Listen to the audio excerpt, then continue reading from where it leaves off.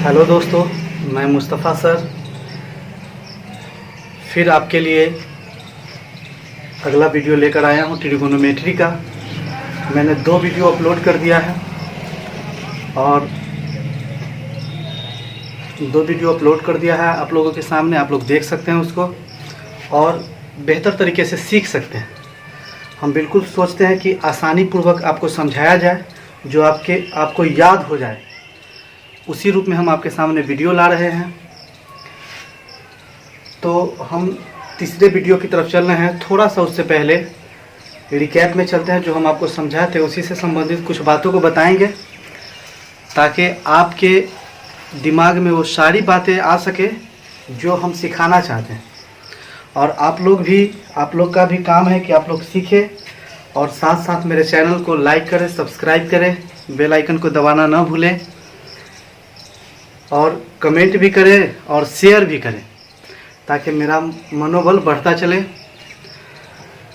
और मेरे साथ मेरे दोस्त लोग भी वीडियो बना रहे हैं। पायोनियर इंग्लिश क्लासेज मुंचुन सर का है। आप लोग इंग्लिश उनसे सीख सकते हैं, उन पर जाके। तो आगे हम बात करते हैं। ट्रिगोनोमेट्री का तीसरा लेसन है। ट्रिगोनोमेट्री का तीसरा पार्ट हम आपके सामने लेकर आ रहे हैं। कुछ जो हम पीछे की बात बताए थे उसको हम देखते हैं। हमने आपको सिखाया था कि एक समकोण त्रिभुज में 90 डिग्री के ठीक सामने वाला कोण कर्ण होता है और एक एंगल थीटा मान लिए। यहाँ पे 3 पॉइंट ABC है, थीटा मान लिए। तो इसके सामने वाला जो भुजा होता है वह लंब होता है और जो बच गया वही आधार होता है, यानी बेस होता है। ये बात हम लोगों ने पिछले क्लास में सीखा था। उसी के आधार पर मैंने यह भी बताया था कि अगर एंगल इसको दर्शाया जाए, थीटा कोण अगर इसको माना जाए, तो 90 डिग्री का यह कोण होगा ही और इसके सामने वाला भुजा हाइपोटेनस होगा, यानी कर्ण होगा। और ठीक इसके सामने वाला जो भुजा होगा वही हमारा क्या होगा, लंब होगा। और जो बच गया वही क्या बनेगा, आधार बन जाएगा। जो बच गया वही आधार बन जाएगा। तो कुछ परेशानियां हमको आगे हिसाब में आने वाली है, तो उन परेशानियों को हम अभी ही दूर कर लेते हैं। जो हम बेसिक बात बता रहे हैं आपको, तो वहीं से सीखने की ज़रूरत है हम लोग को। तो हम लोग देखते हैं कि 2 तरह का अगर कोण हो, 2 तरह का अगर कोण होगा एक समकोण त्रिभुज में। एक समकोण त्रिभुज है यह, इसका पॉइंट ABC है और एक हम दे दिए हैं थीटा कोण और एक दे दिए हैं, यहाँ पे मान लेते हैं कि यहाँ पे फाई कोण है। एक ऐसे ही मान लिए हम लोग, फाई कोण मान लिए हैं। तो थीटा के सामने वाला जो भुजा होगा वह लंब होगा, फाई के सामने वाला जो भुजा होगा वह लंब होगा। इसके अनुसार थीटा के अनुसार यह आधार होगा और थीटा के अनुसार यह आधार होगा। और जबकि यह फाई एंगल के अनुसार, ए एंगल के अनुसार यह लंब होगा और थीटा के अनुसार यह क्या हो जाएगा, आधार। और थीटा के अनुसार यह लंब। तो फाई के अनुसार देखेंगे जब हम यहाँ, तो फाई के अनुसार यह लंब, तो बच गया इसके लिए यह, तो यह वाला क्या हो जाएगा, आधार। और कर्ण हमेशा 90 डिग्री के सामने वाला भुजा होगा। इतना बात से आप लोग परिचित हैं। इसी पे हम एक सवाल देना चाहेंगे आपको। इसी तर्ज पे हम आपको एक सवाल सिखाएंगे कि अगर यहाँ पे एक समकोण त्रिभुज है और ABC पॉइंट है जिसका, और यह 90 डिग्री है, तो थीटा है यहाँ पे दिया हुआ। अब यहाँ पे कह रहा है, यहाँ पे एंगल फाई है और दे दिया यहाँ पे 3, 4, 5। यहाँ पे 3 दे दिया मान, यहाँ पे 4 दे दिया है, यहाँ पे 5 दे दिया है। तो जब यहाँ पे दे दिया है तो पूछेगा क्वेश्चन कि त्रिकोणमितीय अनुपात ज्ञात करें। साइन थीटा का वैल्यू बताएं, कॉस थीटा का वैल्यू बताएं, टेन थीटा का वैल्यू बताएं। इस तरह का बात रहेगा। और इस तरह भी क्वेश्चन पूछ सकता है कि साइन फाई का मान बताएं कॉस फाई का मान बताए और टेन फाई का मान बताए। इस तरह आपके सामने क्वेश्चन रहेगा, तो आपको इसमें घबराने की जरूरत नहीं है। हम आपको बड़े आसानी तरीके से सिखाएंगे। यहाँ पे देखना है कि साइन थीटा बराबर क्या होता है, लंब बटा कर्ण। आप लोग को पता है पहले से। कॉस थीटा बराबर क्या होता है, तो आधार बटा कर्ण होता है। और टेन थीटा बराबर क्या होता है, तो लंब बटा आधार होता है। इतना बात आप लोग को मालूम है। तो लंब बटा कर्ण, आधार बटा कर्ण और लंब बटा आधार इसका है। यहाँ पे भी वही फॉर्मूला होगा, साइन फाई बराबर भी लंब बटा कर्ण, कॉस फाई बराबर आधार बटा कर्ण और टेन फाई बराबर लंब बटा आधार। आप लोग इससे परिचित हैं। लंब मतलब होता है P और कर्ण मतलब होता है H। मालूम होना चाहिए आपको लोग को। B बाई H, उसके बाद P बाई B, यही है। यानी P by H, B by H और लंब है तो P बाई B।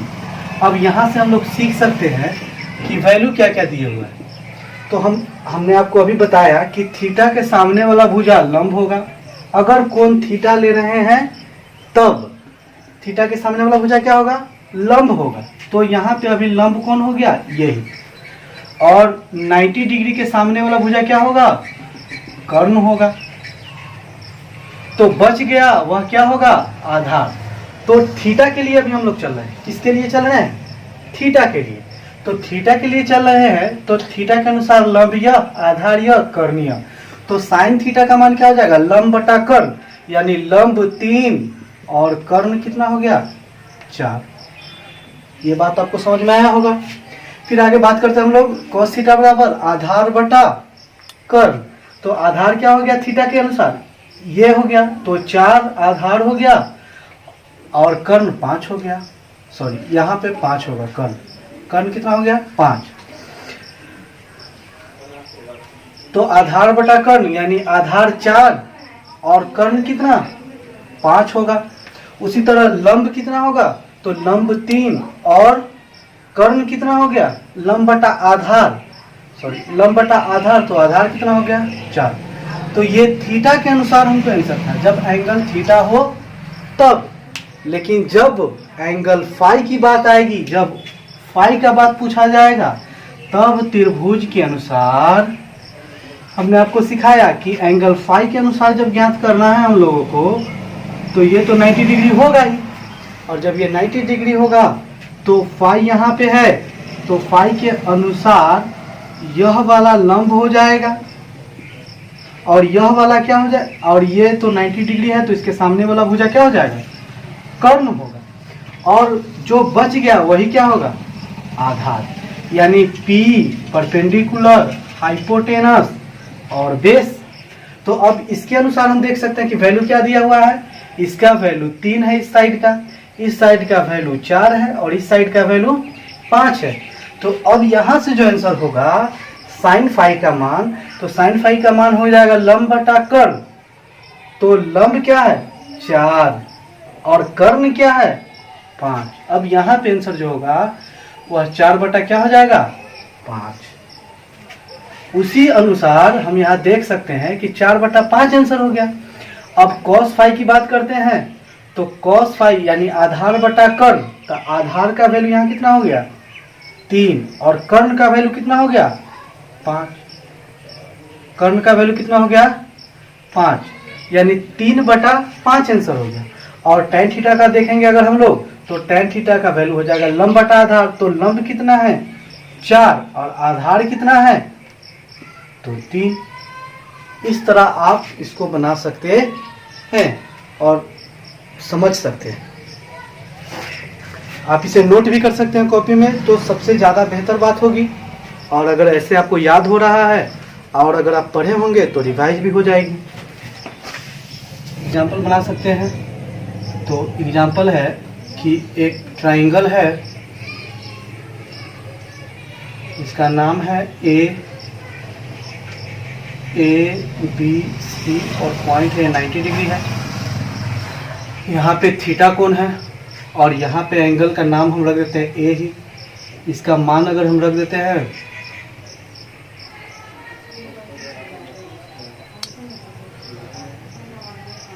4, इसका वैल्यू है 3, इसका वैल्यू 5 है। तो आप यहाँ से बना सकते हैं। तो आपको निकालना है कि साइन ए बराबर क्या होगा, कॉस ए बराबर क्या होगा, टेन ए बराबर क्या होगा, और यहीं पे निकालना है आपको कि साइन थीटा बराबर क्या होगा, कॉस थीटा बराबर क्या होगा, टेन थीटा बराबर क्या होगा। ये आपको बनाना है।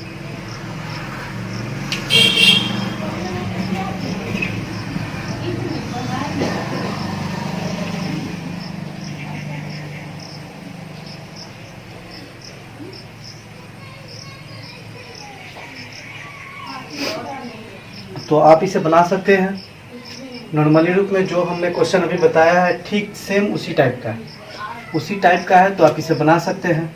साइन ए बराबर कहे तो ए कहे तो ए के अनुसार लंब तो ये हो जाएगा, ए के अनुसार लंब ये हो जाएगा, और ये कर्ण रहेगा, और ये क्या होगा, आधार। ये तो आधार हो जाएगा। तो आप इसे बना सकते हैं कि साइन ए बराबर लंब बटा आधार, लंब बटा कर्ण, कॉस ए बराबर आधार बटा कर्ण, और टेन ए बराबर लंब बटा आधार। जो अभी हमने आपको हिसाब बताया वही आंसर होगा इसका। तो लंब बटा आधार, तो लंब ये हो गया 3 और कर्ण हो गया 5। हम देख सकते हैं कॉस ए बराबर आधार बटा कर्ण, तो आधार हो गया यहाँ पे ये 4 और कर्ण हो जाएगा 5। उसी तरह टेन ए बराबर तो लंब हो जाएगा 3 और आधार हो जाएगा 4। यही आपका आंसर है। फिर उसी तरह बात कर सकते हैं कि साइन थीटा बराबर लंब बटा कर्ण। जब थीटा के अनुसार बात हो, जब थीटा के अनुसार बात होगी तो यह थीटा के अनुसार लंब ये वाला हो जाएगा, थीटा के अनुसार लंब ये हो जाएगा, और जो बच गया कर्ण तो यही हमेशा रहेगा, और जो बच जाएगा वो आधार हो जाएगा, यानी यह आधार है। तो अब लंब हो गया 4 और आधार हो गया कितना, 3 हो गया। तो 4 हम इसको लिख सकते हैं कि साइन थीटा बराबर लंब बटा कर्ण, मतलब 4 बटा कर्ण यानी 5। कॉस थीटा बराबर आधार बटा कर्ण, कॉस थीटा बराबर आधार बटा कर्ण यानी 3 बटा 5। और टेन थीटा बराबर लंब बटा आधार यानी 4 बटा 3। ऐसा ही आप इससे पीछे वाला भी हिसाब बनाए हैं और आप लोग को समझ में भी आया होगा। एक और आप बना सकते हैं।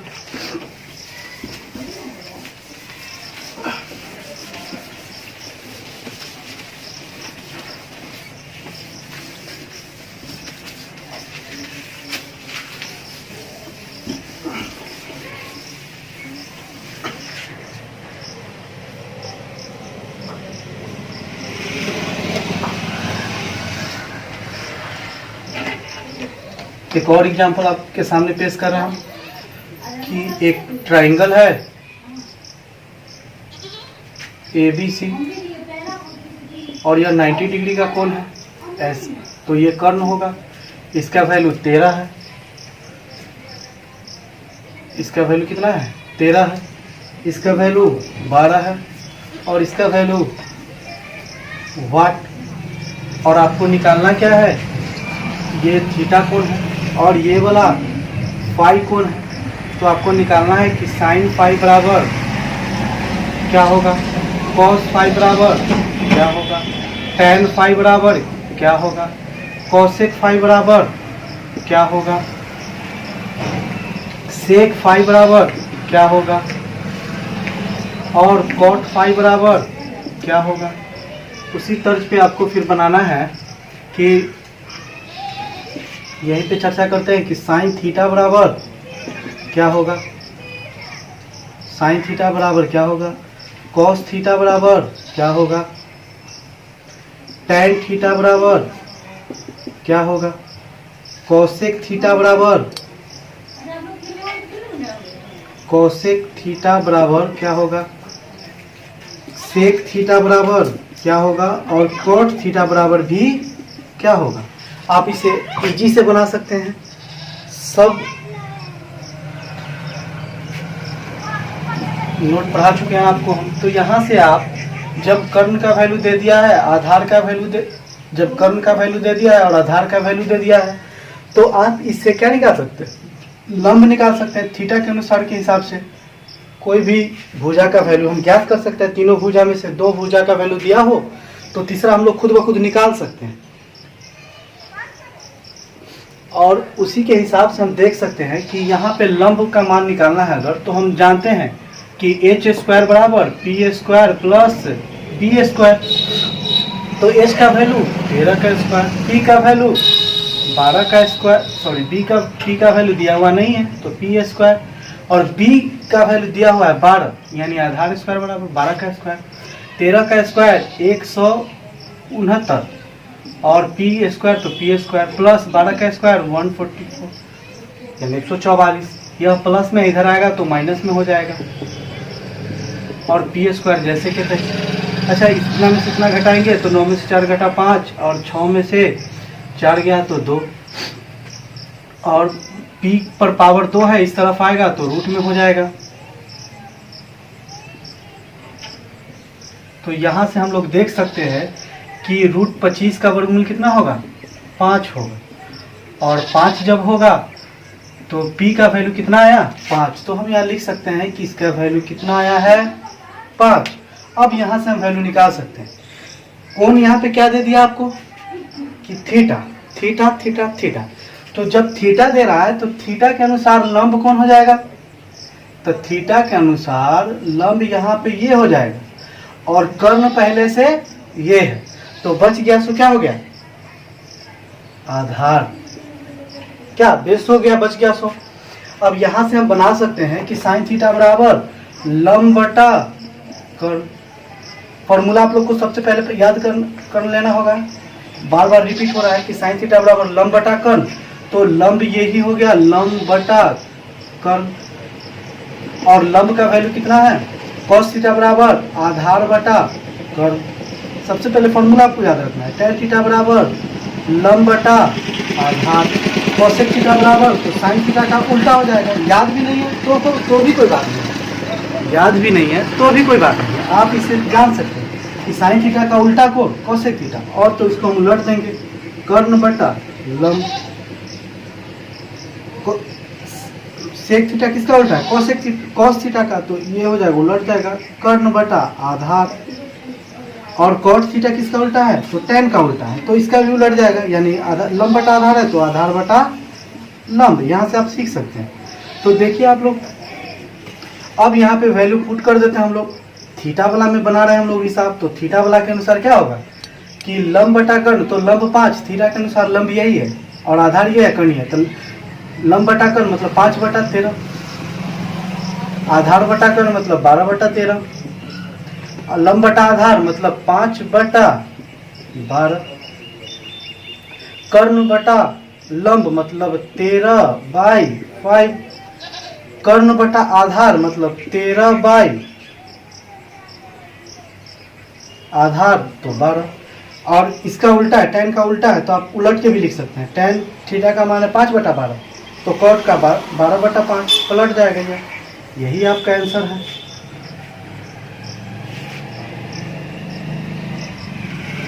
यही आपका आंसर है। तो आप लोग इतना तक बात समझ गए होंगे।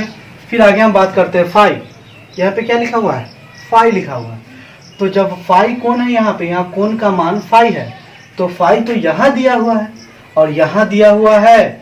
इसका मतलब यह हुआ कि अब जो फाई के अनुसार ये तो कर्ण रहेगा ही रहेगा, लेकिन फाई के अनुसार अब यह क्या हो जाएगा, लंब हो जाएगा। क्या हो जाएगा, अब लंब हो जाएगा। और बच गया कौन, कर्ण ये है, लंब ये है, तो बचा ये। इसका मतलब कि ये वाला आधार। अब फाई के अनुसार जब हिसाब बनाएंगे तो यही से समझ लेंगे कि साइन थीटा बराबर साइन फाई बराबर लंब बटा कर्ण।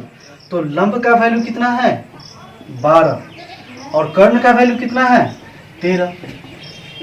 क्या आप लोग को समझ में आ गया होगा? उसी तरह cos फाइव बराबर आधार बटा कर्ण, तो आधार का वैल्यू 5 और कर्ण का वैल्यू 13।